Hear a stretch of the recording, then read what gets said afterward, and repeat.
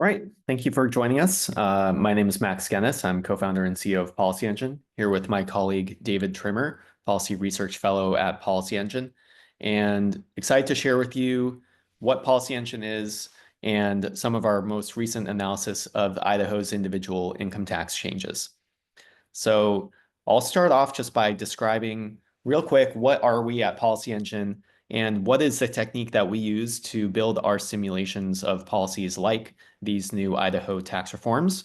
And then I'll turn it over to David, who's going to take you through our household calculator and also summarize some of the results of our recent report on these changes.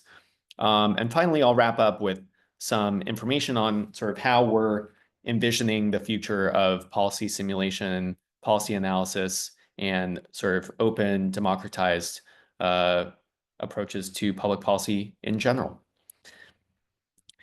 Okay, so if you're new to PolicyEngine, we are a nonprofit with the mission to compute the impact of public policy for everyone. So we build free open source software that will simulate the effect of economic policy changes. And this is available to anyone for free through our web app. We also have tools for researchers like a Python package. And we're also, we actually started in the UK and we expanded to the US about 3 years ago. We operate in all 50 states and DC, and we're continually looking to expand our footprint. So we really are trying to make public policy accessible to the world. And sort of the heart of our model is an open source rules engine that encodes all the tax and benefit rules we can get our hands on. So we use this to calculate taxes and benefits for an individual household. You can go in and plug in information about your household, and we will calculate what your taxes, what your tax credits, SNAP eligibility, all those kind of programs are for you as an individual. We also surface this information through third-party apps. So we have an API where others can build software to help others navigate the benefit system and really even go further, not just understand what they're eligible for, but enroll in benefits and connect with other providers that can help them with that process. And then really the heart of what we're showing today is our tool also will enable you to simulate custom reforms. You can design a custom reform, you can plug in someone else's reform. We have lots of reforms that we've saved into our system, and then we'll calculate the impact on the budget, poverty, inequality, all these distributional effects. But all of this is sort of centered and building on this rules engine that powers all these different experiences. And the technique that we use is called microsimulation. If you're not familiar with that, it's basically got three components. So we have a rules engine. So we start by encoding rules. We then apply dynamics. So if people respond to policies in some way, we'll sort of model that. I'll skip over that piece today, but there are ways to apply that part of the model. And then we bring it together with representative data from the surveys from the government, tax records. We bring in all the public information we can to make a representative view. So the way this works, suppose you're an individual, you have no kids, and you have $100,000 of gross income. That first step would be, let's take the rules and calculate what your taxes are, what your benefits might be. So suppose this household then pays a 30% average tax rate, doesn't receive benefits, they're left with $70,000 at the end. Now we want to make this rules engine customizable, flexible enough so that you can plug in a potential policy reform. So in this case, that household's going to face a tax reduction. So going from 30 to 25,000 taxes, that's going to increase their net income by $5,000. And we're now going to do this not for just one household, but lots of households. We have about 100,000 households in our nationwide data set. So this might show that the benefits might change or taxes might change for some folks depending on their income and number of kids. We have a lot more inputs to the model beside this as well. That's sort of a stylized example.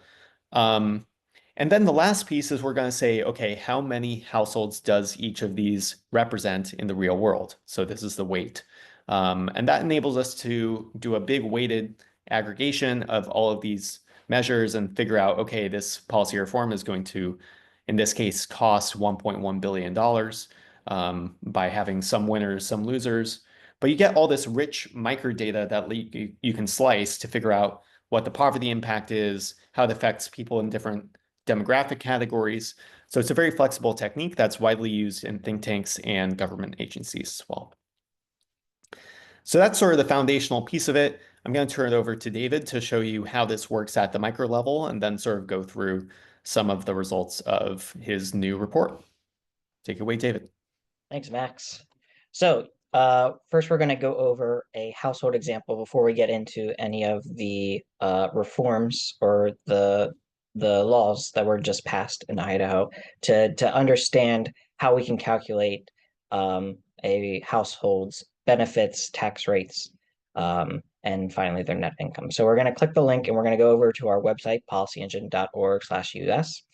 And at our homepage, you can see we have two major functions right here. We can compute someone's taxes and benefits or compute policy reform impacts. So we're going to start by computing my taxes and benefits. This is going to take us to our household calculator. And what we're going to do is we're going to put in some information about a household to start. So we're going to enter my household. We're going to ask a series of questions. We start with 6 basic questions to get the idea of what this household is going to look like. So we're going to ask which year you want to calculate. We want 2025. We want to understand your marital status, single or married. We're going to pick single for this example. And how many dependents? For this example, we're going to pick 2. And we're going to pick Idaho for the state, since that's what we're going to be looking at today. And then we're going to want to know your employment income for this household. We're going to put in 50,000. Hit submit, and then you can also put in your ages. That's not too relevant, so we're just going to hit submit with the ages we have. And what this is going to do is calculate your federal income tax, payroll taxes, any benefits you might have from SNAP or TANF, and also any state taxes or benefits that you might have. And we can see our results here, and we can see for this household, their net income is 48,678. We can see that their market income is $50,000. That's their employment income. And we can also see that they're not receiving any benefits, but they're receiving some refundable tax credits. And we can expand these to see exactly what they're receiving. And we can see that they're receiving some refundable tax credits at the federal level and also at the state level. So if we go down here, we can see this household is receiving the federal earned income tax credit and is also receiving a portion of the child tax credit. And at the state level, they're receiving some Idaho refundable state credits. And this household is getting some of the Idaho grocery credit, which is what we're going to cover here in a sec, since that's what some of the changes related to. So, and one of the functions that we can do, if we want to understand why is this household receiving part of this credit or part of it, we can explain with AI. And this is going to prompt a large language model to explain why is this household receiving this benefit? Why is the amount that it is? And you can get all the context that you want from this explanation. So that's our basic household calculator, but we don't want to just calculate the baseline. We want to see how this household has been affected by the recent tax changes in Idaho that we're going to go over right now. So of the 2 major bills that passed recently, House Bill 40 and House Bill 231, there were 2 major changes to Idaho's individual income tax system. The first was a reduction in Idaho's income tax rate. So in 2024, it was at 5.695%. That has now been lowered to 5.3% starting in tax year 2025. Additionally, there were some alterations to Idaho's grocery tax credit, which is a fully refundable credit that each household can claim per member in the household. The only exception is if any members in the household were receiving benefits from SNAP. Each month you receive benefits from SNAP, you cannot claim the grocery tax credit for that month. So if you receive SNAP benefits for the entire year, you're ineligible for the credit. In 2024, you could claim $120 per household member, and there was also an additional $20 for filers 65 and older. In 2025, it is now going to be $155 for each household member. So they're getting rid of the additional supplement for filers 65 and over, and now everyone who is eligible for the credit is getting $155 for the credit. So we showed the household calculator and how we can calculate the benefits for a specific household, but let's try to build the reform, and then we can get some impacts for that household, as well as seeing how these changes are affecting the state. So we're going to go back to our website, PolicyEngine.org, and instead of computing my taxes and benefits, we're going to hit compute policy reform impacts. And this is going to take us to our microsimulation model. So you can see here, we have a list of different departments, or we have different places where we house all of our different parameters that can be used to create different forms. So we have the IRS, this is going to relate to federal tax policy. We also have Social Security, which is going to relate to retirement benefits and disability benefits. But what we want to do is go to our state model. So we're going to click states, and we're going to scroll down to Idaho, hit tax, income, and here we have all the different credits, the main tax rates, any subtractions that we want to look at. So following the passage of these reforms, we have already updated our model to include them. So if we want to get impacts, what we're going to need to do is actually create a reform that would take us back to the 2024 the 2024 parameters for these models, and then we're going to flip the baseline in order to get impacts as if we're comparing the 2024 parameters to the new 2025 parameters. So this might become a little more clear as I go through this. So what we're going to do is we're going to go to main, and these are the income tax rates for each filing status. So if we go to head of household and bracket 2, we can see that for 2025 and onward, we have already updated for 5.3%.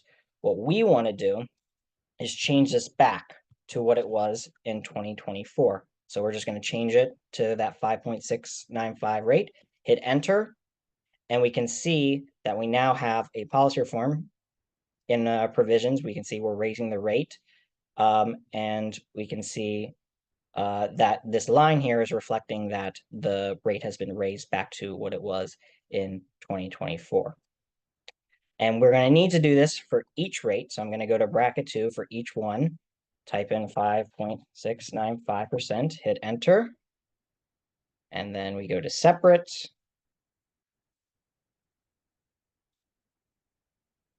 We go to single.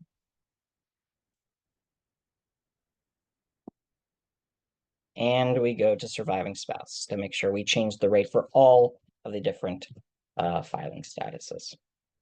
Great, so now we have changed the tax rate, so that portion of the tax change is done.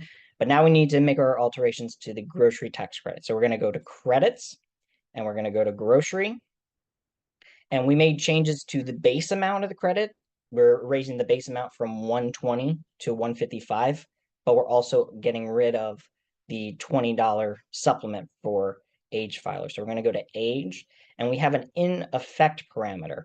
So when this parameter is in effect, the $20 supplement is active. So in 2025, we have deactivated this. So instead of having deactivated, we're going to toggle the switch, and now it's flipped to true. So now the supplement is in effect. And then what we're going to do is go to base and go to the grocery amount. We have the 155 amount starting in 2025. We're going to lower this back down to 120.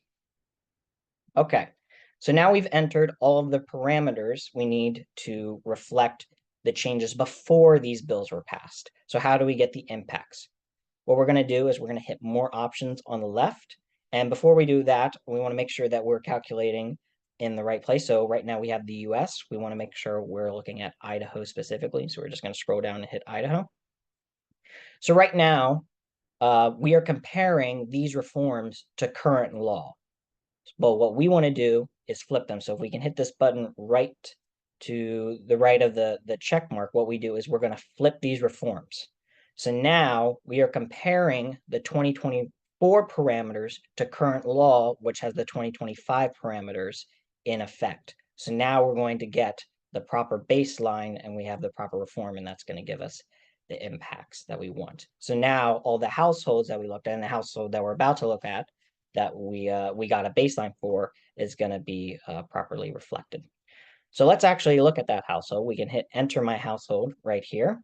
And we're back to our household calculator. So we can enter the same household details that we did, 2025, single, 2 dependents in Idaho, and $50,000. We hit submit, the ages are the same. And now we're calculating again. The only difference is now we're not going to get the baseline. We're not going to see what their actual net income is. We're going to look at their change in net income, their change in any benefits or credits. So we can see their results, and we can see that for these laws, this household's net income is going to increase by $176. And we can look further and we can see the refundable tax credits are going to rise by 105. So we can expand that. And we can see that their Idaho grocery credit rise by $105, which makes sense. They have 3 household members. The Idaho grocery tax credit was raised from 120 to 155. That's $35 for 3 members. 35 times 3 is 105.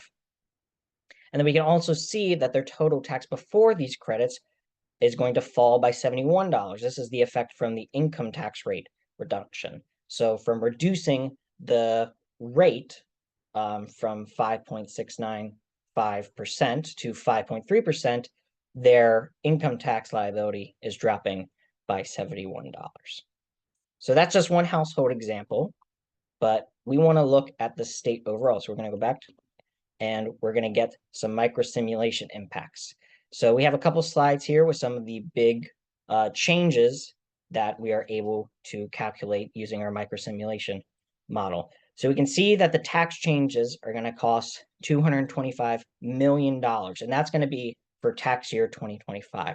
And this is broken up into both the policies that we model. The reduction in income tax rate is going to lower state revenues by around $170 million. And the tax changes to the grocery tax credit is going to cost just under $55 million. So we can split that up based off each reform and see individually what they're going to cost. We can also see the percentage of residents in each income decile if they're made better off or they're made worse off. We call this our winners and losers chart.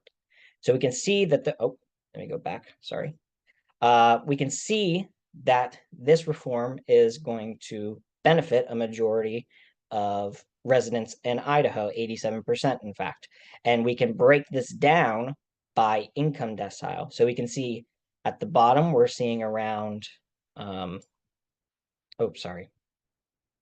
can see 43% are benefiting by gaining less than 5% of their net income.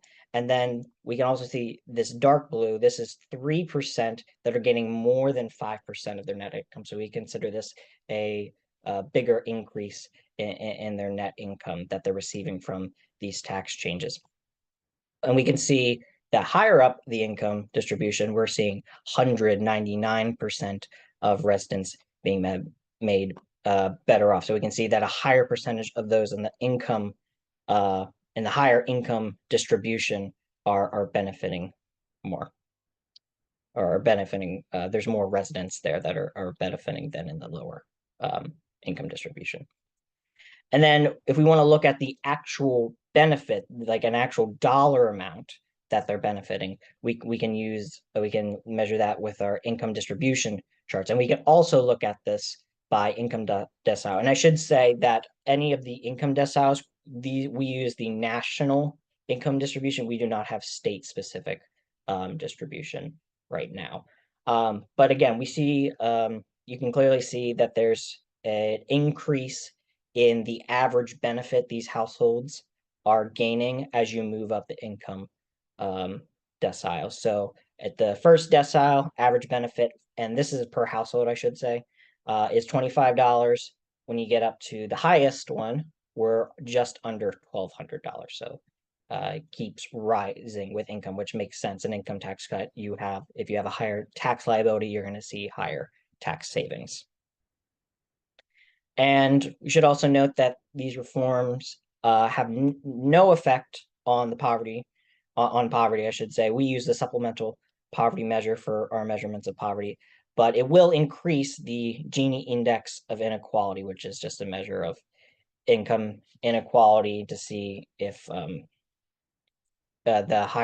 higher income households have a higher share than lower income households as well. We can also look at income inequality that way. But those are our major findings from the tax reforms just passed in Idaho. We also have a report on our website if you would like to examine that further. But I will pass it over to Max to wrap up. Thanks, David.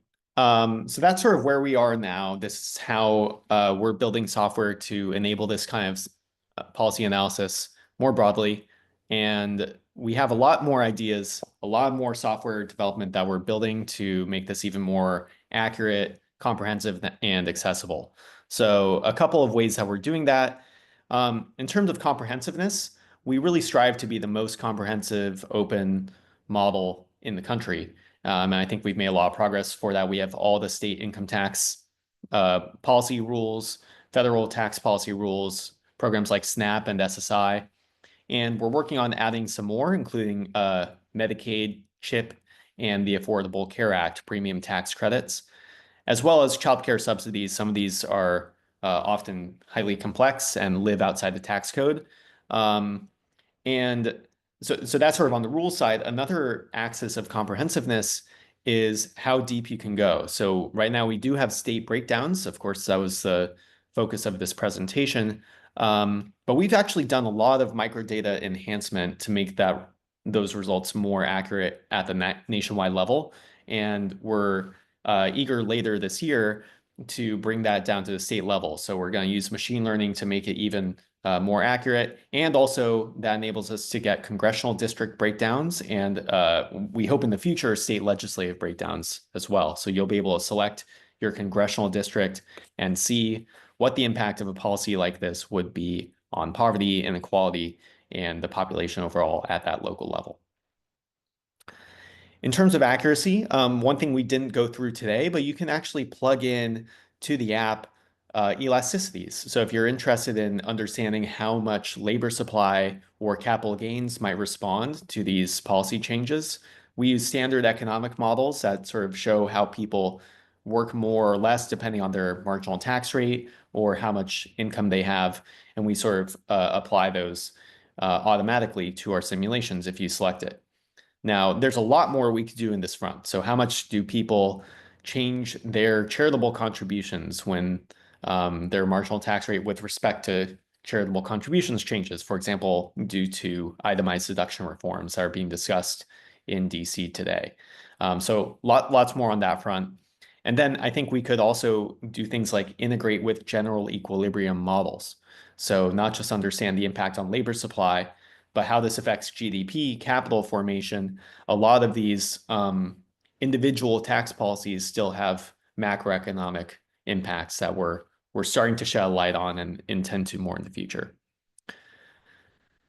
Finally, we are working hard to make this more accessible. We're bringing AI into our policy in a couple, or our tool in a couple ways.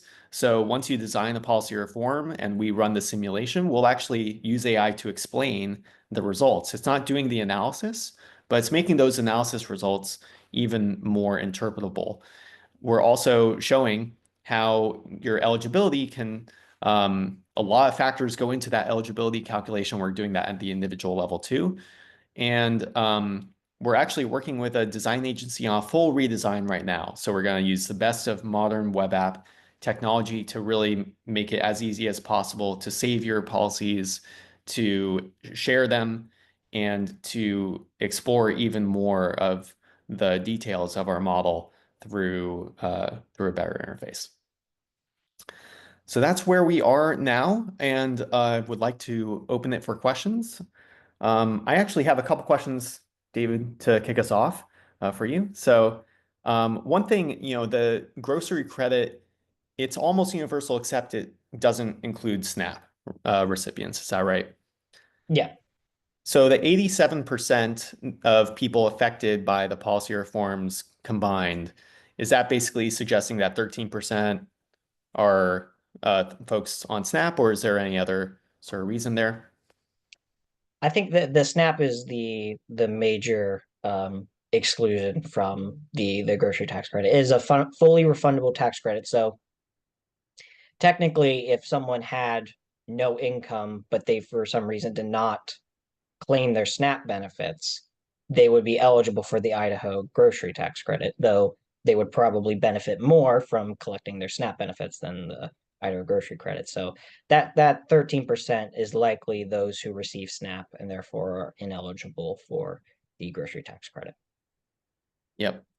And is there any other policy like that? I think the Idaho grocery credit, it seems a bit unique. Is that right? Yeah. I haven't seen another program from another state that is similar to that. Have been since COVID, there have been states that have introduced fully refundable tax rebates, but these are usually temporary. And unlike the Idaho grocery tax credit, which is technically universal, like you could have as high income as possible and you could still qualify for this. There's no income phase out or cliff. A lot of those rebates did phase out at some point, or was a cliff. So yeah, not a lot of other states have replicated this type of program. Great. Well, are there any other questions from the audience? Feel free to drop them in the chat or just come off mute.